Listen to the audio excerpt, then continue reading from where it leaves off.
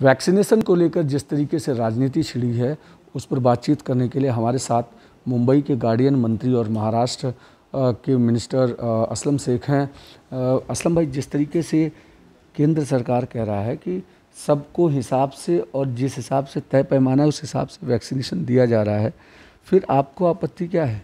देखिए, ये कोई सत्य बाबा का प्रसाद नहीं है कि राज्य को जो है उसके हिसाब से दिया जा रहा है।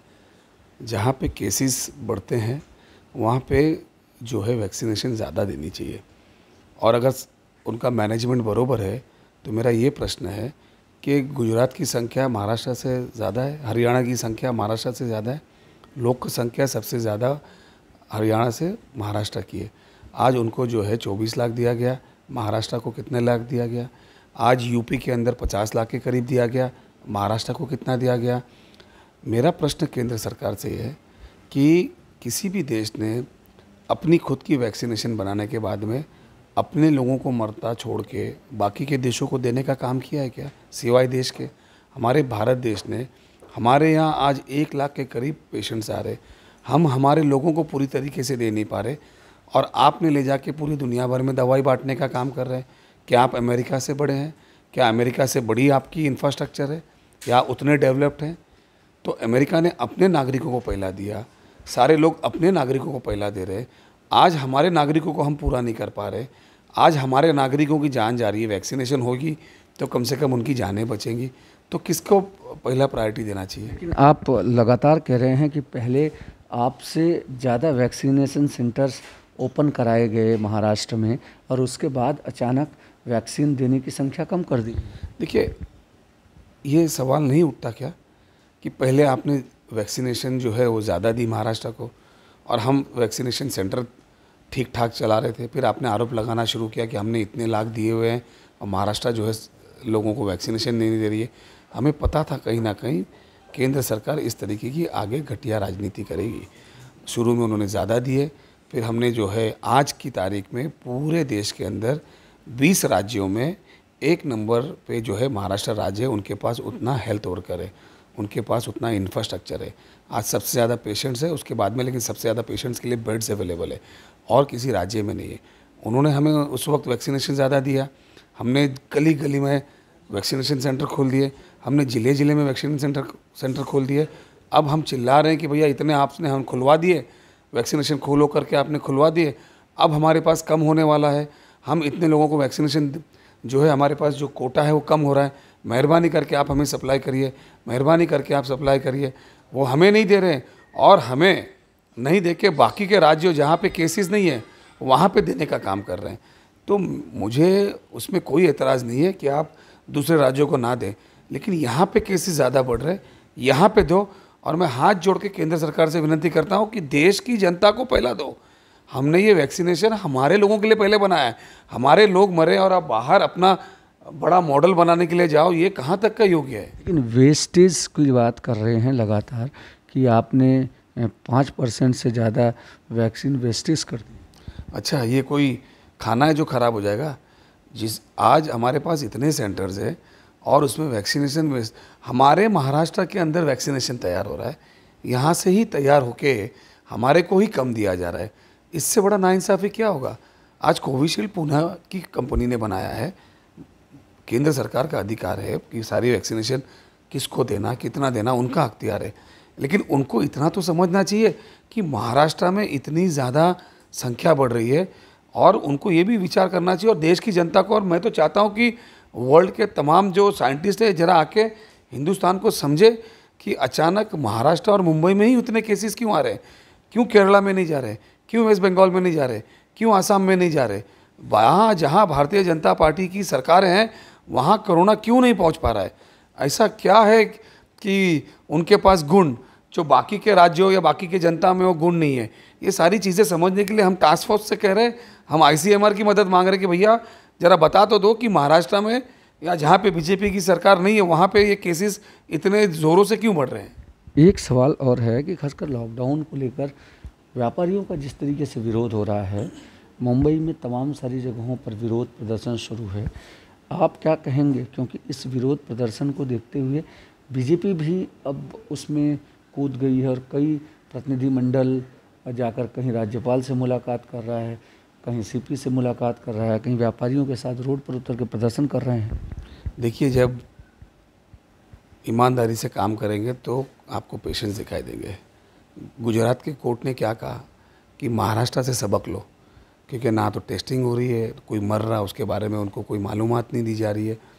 जब आप कहते हैं कि गुजरात में केसेस नहीं है, तो महाराष्ट्र से डबल वहाँ पे वैक्सीनेशन देने का काम क्यों किया? इसका जवाब मुझे जो है प्रधानमंत्री जी या हेल्थ मिनिस्टर दें। अगर दूसरे जहाँ पे भारतीय जनता पार्टी के राज्य वहाँ केसेस नहीं बढ़ रहे, तो महाराष्ट्र से 3 गुना वहाँ पे वैक्सीनेशन क्यों दे रहे हो? क्या छुपाना चाह रहे हो? सामने आइए ना, टेस्टिंग कराइए ना, तो आपको पता चलेगा कि कहाँ पे असलियत केस है। ये टाइम लोगों की जान से खेलने का नहीं है, ये टाइम लोगों की जान बचाना है।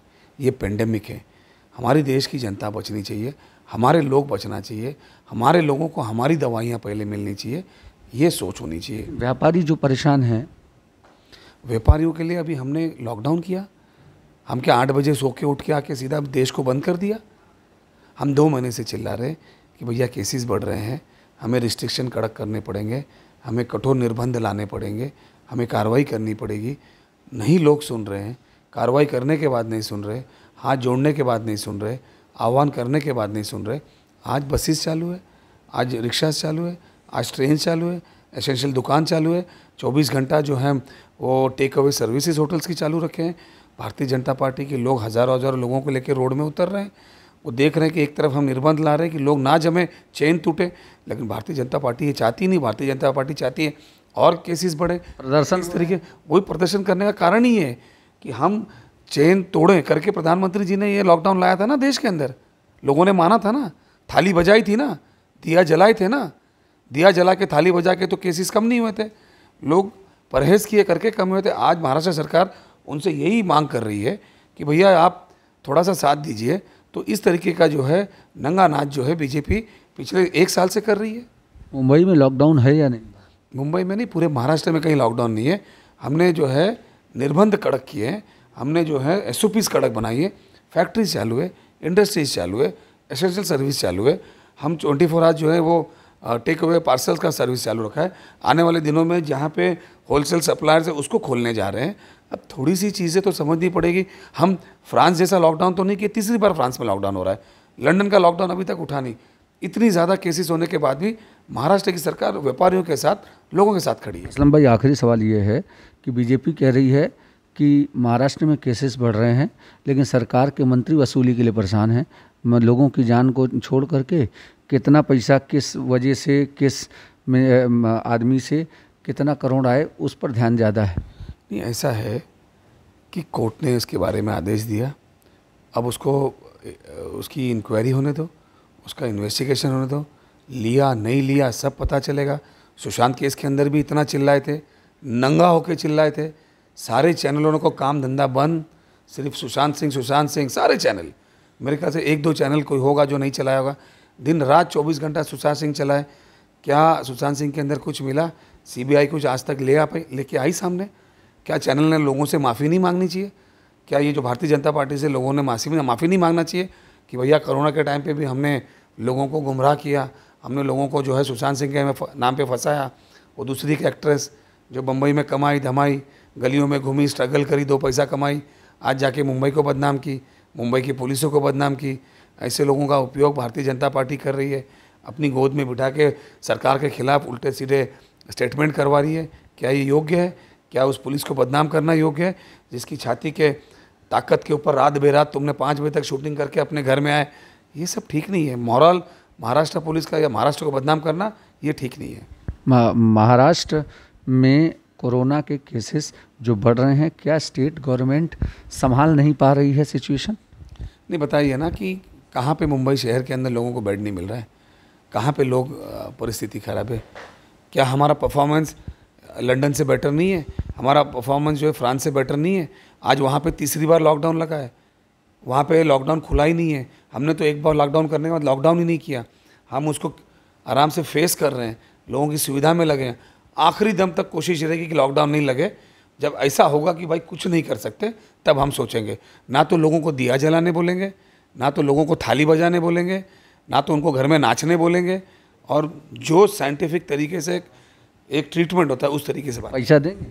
पैसा केंद्र सरकार देगी तो ज़रूर देंगे, क्योंकि महाराष्ट्र और मुंबई से ही कमा के पैसा केंद्र सरकार को जाता है। आज भी देश चलता है तो इस मुंबई की छाती, इस मुंबई की धरती के पैसों से चलता है। 50% के करीब जो है वो टैक्स ये मुंबई देने का काम करता है। आज अगर मुंबई अड़चन में है तो केंद्र सरकार को हमारे से कमाए हुए पैसे में से थोड़ा हिस्सा देना चाहिए, ताकि हम व्यापारी को दे सके। बिल्कुल, जिस तरीके से असलम शेख कह रहे हैं कि महाराष्ट्र के कमाए हुए पैसे में से कुछ हिस्सा फिर से वापस महाराष्ट्र को देना चाहिए, ताकि जो आज महाराष्ट्र में व्यापारी परेशान हैं, कॉमन मैन परेशान हैं, उन्हें कुछ न कुछ मदद दी जा सके। कैमरा विक्रम सावंत के साथ अभिषेक पांडे, मुंबई, न्यूज़ 18 इंडिया।